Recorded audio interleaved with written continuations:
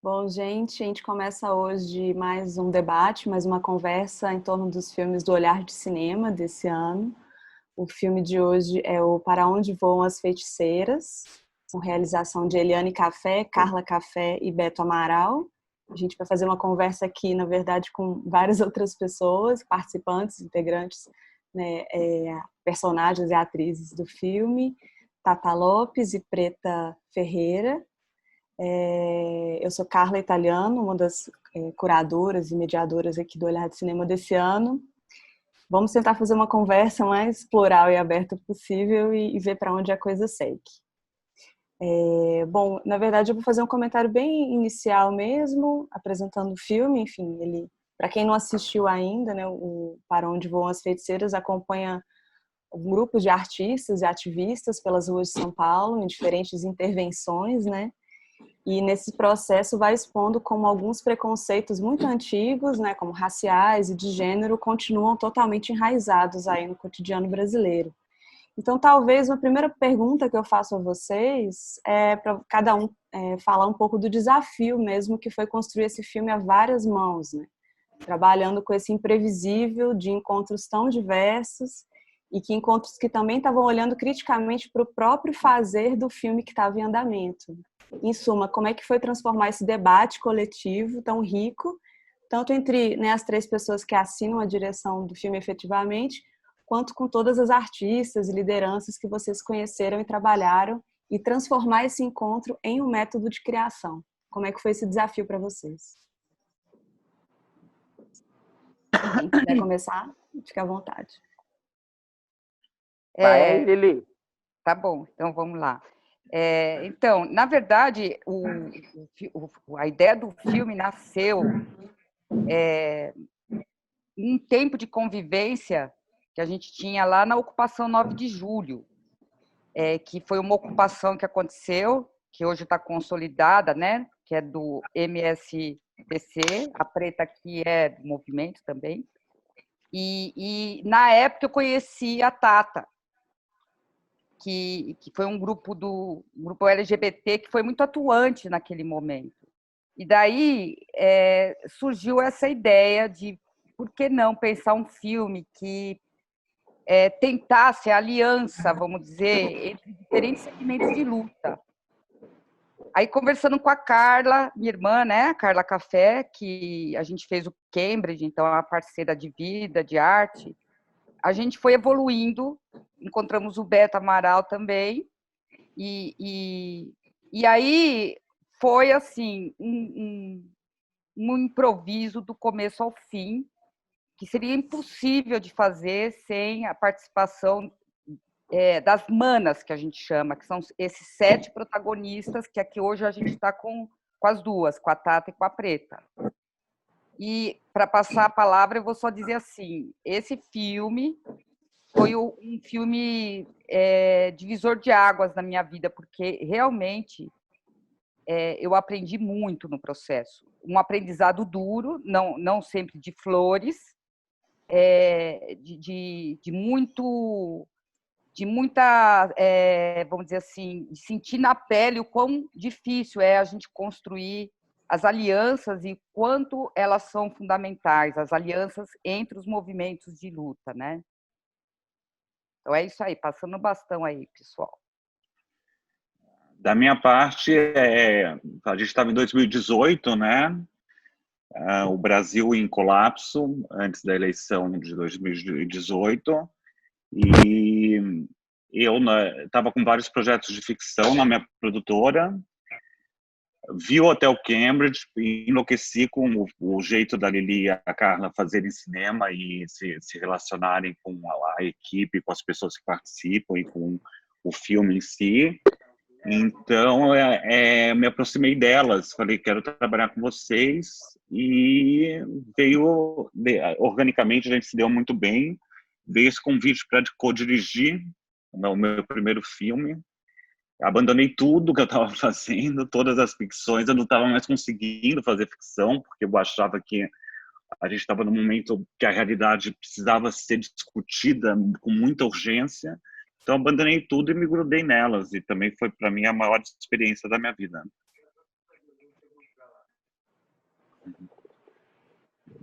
Carla. Vou falar. Para mim também foi uma experiência muito, muito enriquecedora e muito difícil em vários momentos. Eu acho que, como a Lili falou, a gente tinha feito o Cambridge, né? E é uma parceria que deu tão certo e que a gente trabalhou de uma forma tão horizontal que a gente resolveu fazer o Feiticeiras já eu atuando como diretora. E foi um desafio muito grande, porque não é a minha área. E o maior desafio foi entender essas manas, né? Essas manas que eu confesso que antes de fazer o filme não tinha noção do trabalho, da luta, da resistência que é os LGBTs. Tinha consciência do que era o movimento MSTC, mas eu não tinha a consciência a respeito da luta e da postura política que é o movimento LGBT. E a coisa assim que mais me marcou nessa passagem, nessa experiência desse filme, foi entender que o nosso corpo é muito político. Eu não tinha noção que a cor da pele é uma questão política, sabe? Eu sou da geração das mulatas do Sargentelli, né? Achava que o Brasil era um país de miscigenação, né? Muito miscigenado, e vir na pele o quanto somos racistas, o quanto somos privilegiadas, o quanto a figura do branco, para mim, se destacou muito. Eu imaginava que branco, preto, não tinha. E, de repente, eu falo, não, a gente é muito político, essa cor de pele é muito política. E para mim foi incrível, porque foi um trabalho assim muito, muito político, no sentido mais... enfim, acho que isso foi a minha maior descoberta com relação a esse filme. Eu fazer esse filme, para mim, ele foi muito... Realmente foi um divisor de água, né? Eu conheci profundamente a luta dos meus irmãos, das irmãs. Eu fiz um intercâmbio, né? A gente fez um intercâmbio entre as lutas. A gente vivia uma relação conturbada, né? Principalmente a Tata, que já morou na ocupação, que ocupou junto comigo, né? Aquele prédio. E a gente não se conhecia.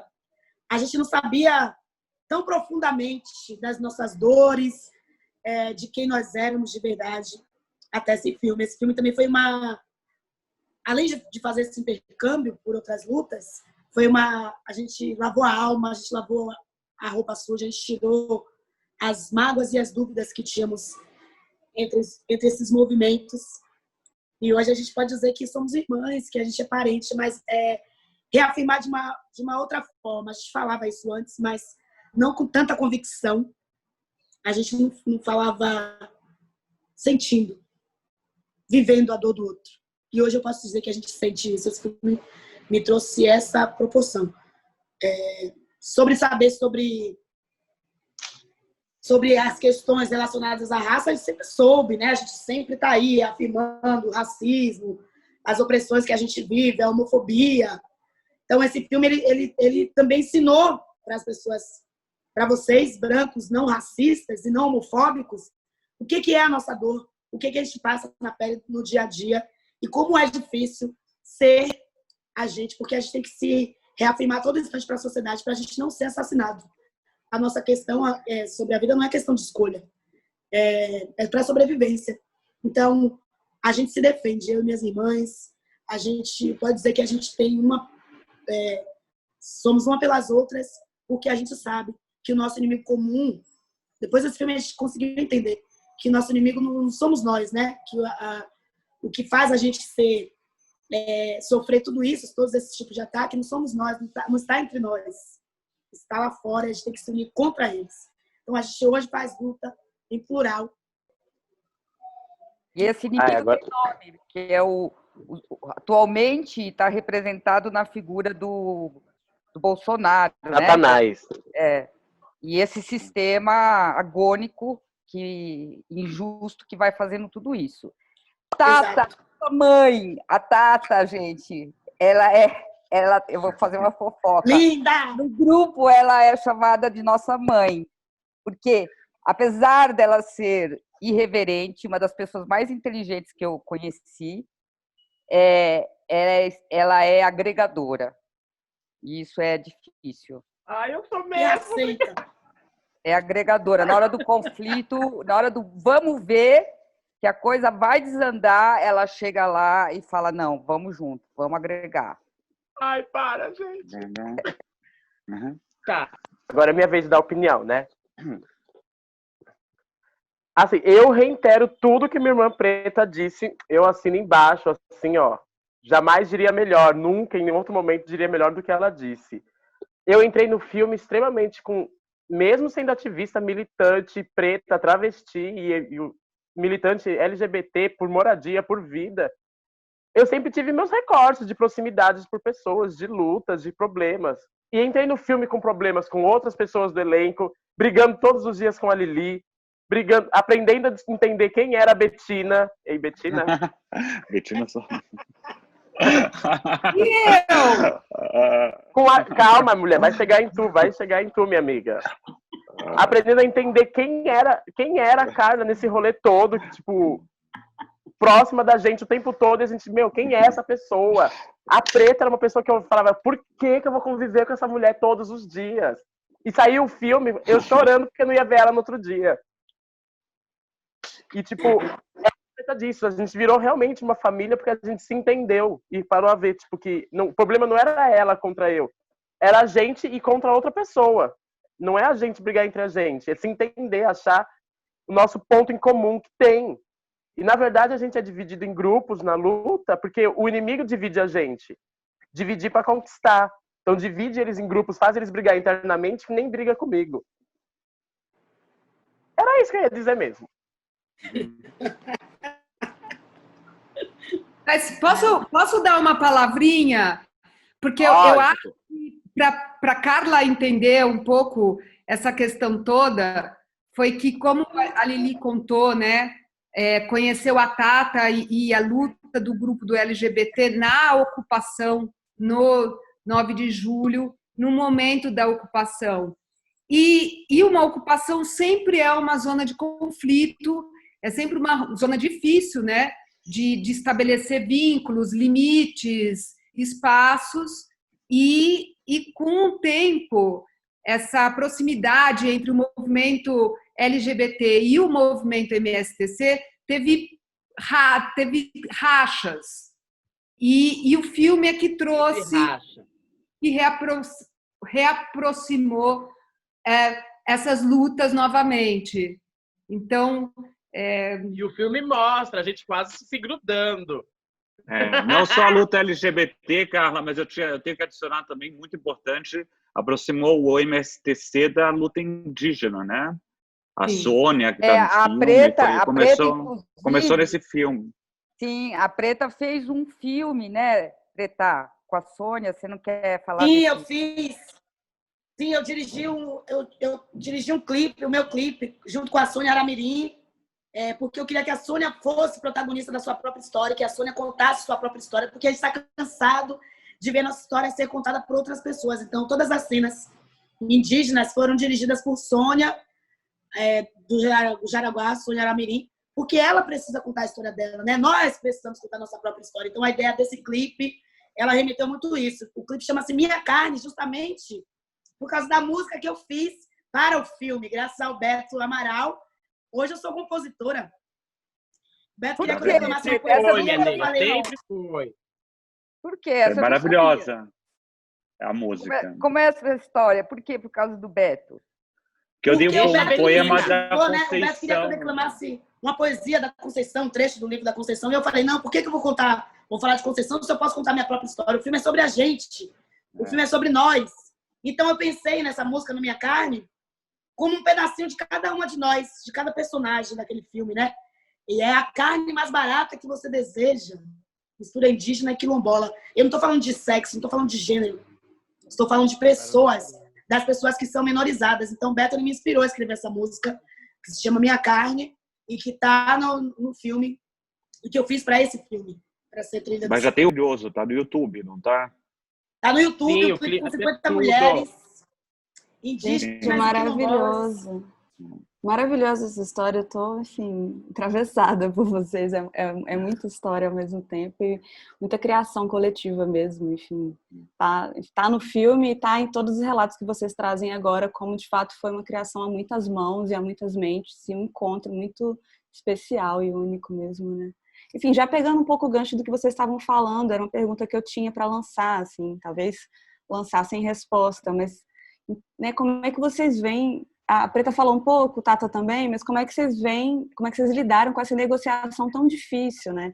Entre, de um lado, aquilo que é específico, né, do cotidiano, do dia a dia de cada luta individual, a luta indígena, a luta quilombola, a luta do movimento negro, LGBT, do sem-teto, enfim, das pessoas sem-teto e várias outras, e por um outro lado, né, tensionando isso, esse horizonte de alianças, né? Um horizonte político de alianças que algumas pessoas podem considerar utópico, o filme talvez mostre que não é exatamente utópico, tão utópico assim, mas que é uma construção, né? Como é que vocês lidaram, assim, como é que vocês veem isso, tanto, né, fora do filme, politicamente na vida, mas como vocês viram isso na construção do próprio filme, essas duas frentes que estavam se tensionando, né, entre respeitar a especificidade das lutas e tentar construir um horizonte de alianças, talvez utópico, talvez não, entre essas lutas, né? Como é que... Eu acho que foi super difícil. Eu particularmente também acho que foi bem difícil. A gente fala, eu acho que o amor e o afeto que se criou foi com base nos conflitos e tentando ir resolvendo os nossos conflitos diários. Então teve situações que, sei lá, as pessoas que participavam, sei lá, as travestis se sentiam incomodadas por uma situação, e aí era um processo do lado de cada as pessoas entender que a gente está, sei lá, fazendo uma produção cinematográfica em união que tinha que conceder coisas para esse outro lado, e o outro lado entender por que esses grupos estavam se reivindicando sobre tais coisas. E respeitar espaços. Quando a gente foi na aldeia do Jaraguá, é entender que é outro espaço, é outro local. Então, tipo, igualmente como a gente cobrava o respeito quando estava sendo sobre nós, a gente tinha que dar esse respeito de volta para eles. Um exemplo concreto disso, por exemplo, a direção. Eu nunca vou esquecer o Gabriel. No momento, o Gabriel é a outra mana, né? O outro mano. E o dia que ele falou assim, do hackeamento, da ideia do hackeamento, porque a direção é uma direção, os diretores vêm de que segmento? Classe média, brancos, certo?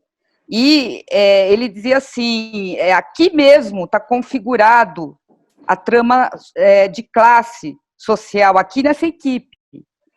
E aí ele falou a ideia do hackeamento, era justamente isso, como que esses personagens poderiam hackear o fato desses diretores dessa produção branca que traz o dinheiro para fazer o filme, mesmo sendo pouco dinheiro, é dinheiro, e a gente é que vai pagar, e quem dirige, supostamente, é quem diz quando corta, quando abre câmera, em que lugar põe a câmera, quer dizer... Olha que loucura isso.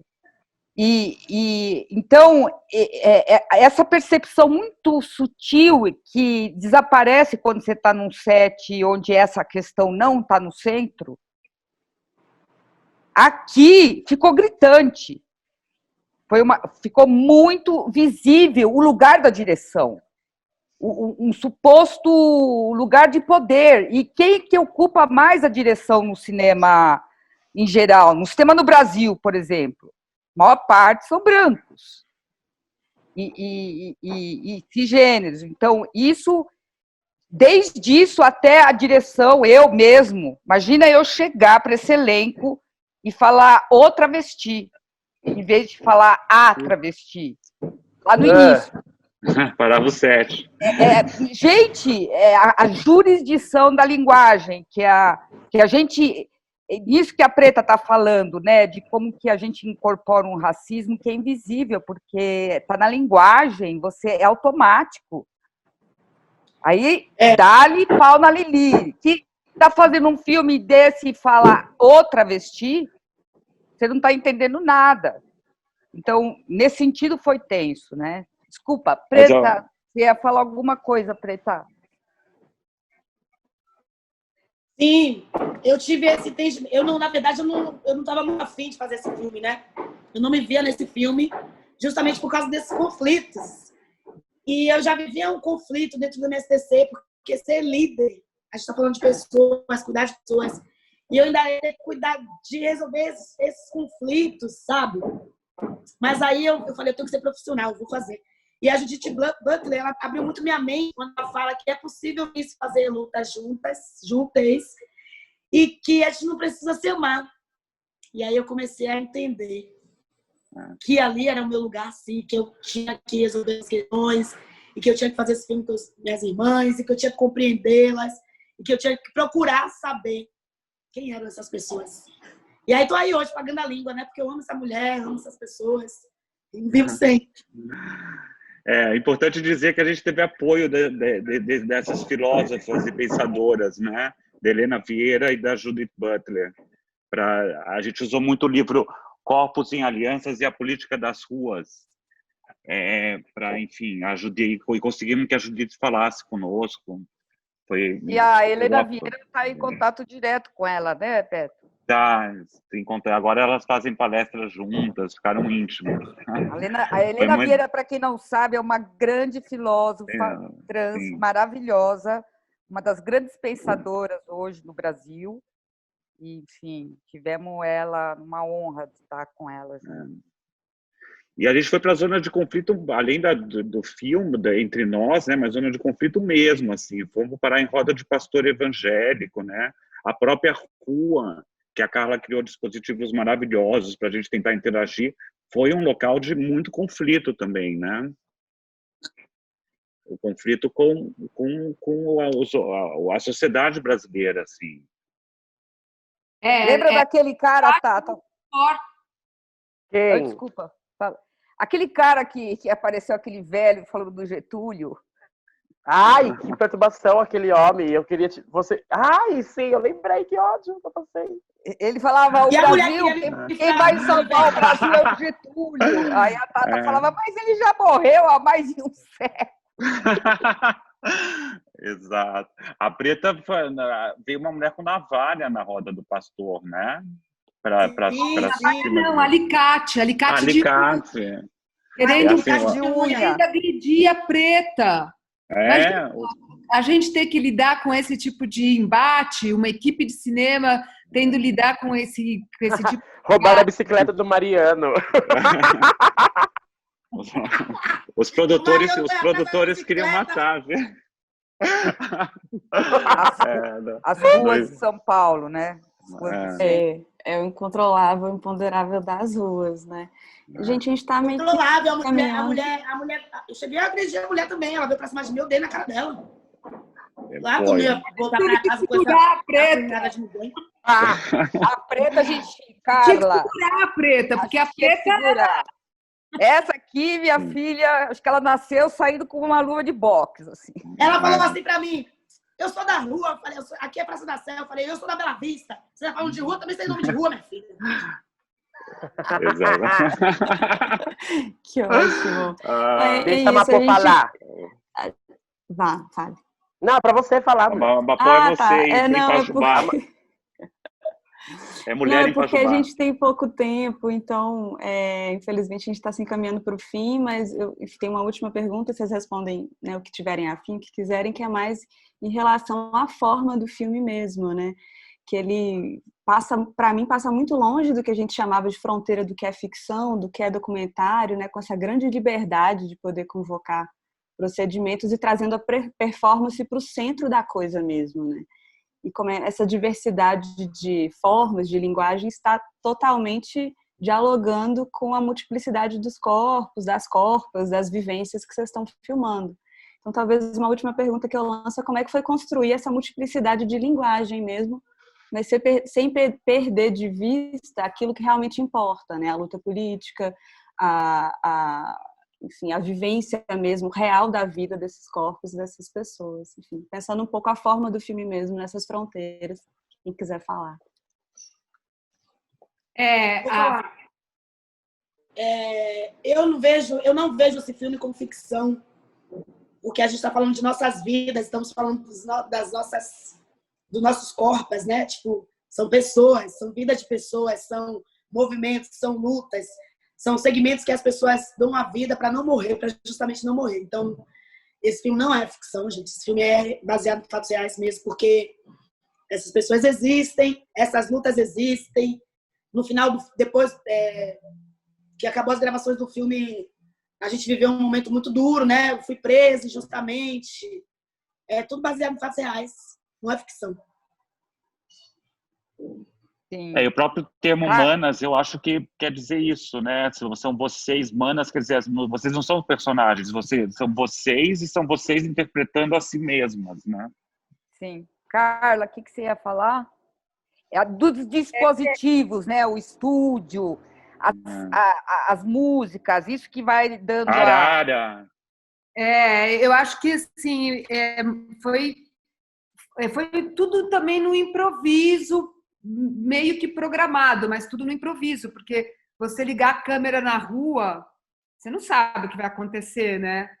Então, a gente teve mesmo algumas coisas que nos guiaram. E o que a gente sabia que era importante ter é justamente essa diversidade de linguagens, né? Então, a câmera na rua precisava ter um mínimo de suporte, mas também não, porque também é impossível, né? Eu já cheguei a achar que o filme era um tipo documentário musical, porque tem muita música, tem a Preta, tem as pessoas que cantam na rua. O Diego Moraes. Verônica Valentina. A Verônica Valentina. Então também é uma musical, um documental. Tem a questão também do uso de elementos das artes, né, que são os dispositivos, que é uma coisa que as artes plásticas usam muito na arte contemporânea. A gente traz como uma forma de contribuir com a comunicação entre as manas e a rua. A questão também dos guaranis, né? Tem um músico guarani, Verá, que é o nosso rap indígena. Tem a Beth, do Ilu. Então, estaremos lá. Oi? Estaremos lá. Então, a gente tentou trabalhar também com essa diversidade, né? Que a linguagem contemporânea pode oferecer, né? Teve gente que falou que achava que era um filme, como é que é? Era um filme, não é testemunho, filme manifesto. Um cineasta na Espanha que assistiu o filme, ele falou isso. Esse é um filme manifesto, a estrutura dele. Eu achei curioso, assim, nunca tinha pensado dessa maneira, né? Acho que um conceito muito importante para a gente, né? Inclusive para a direção. Manifesto mesmo, porque eles mostram a minha prisão no final, né? É um conceito da ossatura do cinema, né? Deixar a ossatura do cinema exposta, desde a arara, o boom, mostrar a câmera, deixar a ossatura do cinema exposta para discutir o preconceito, né? Esse conceito de ossatura eu lembro que estava muito presente quando a gente estava discutindo formalmente o filme. Eu chamo também de criar conceito, né, para o cinema. Isso é um método revolucionário de fazer cinema, né? Porque a gente está acostumado com o cinema engessado, que a gente vê por aí, com o cinema branco, com o cinema que não inclui, com o cinema que exclui. Então, esse filme é um manifesto, realmente, né? E é um método novo de fazer cinema, falando de lutas, de lutas que a gente não vê como vendável no mercado de cinema. A gente está falando de cinema, a gente está falando de Brasil. A arte, ela é negada para os nossos corpos. Todos nós que fizemos esse filme somos artistas.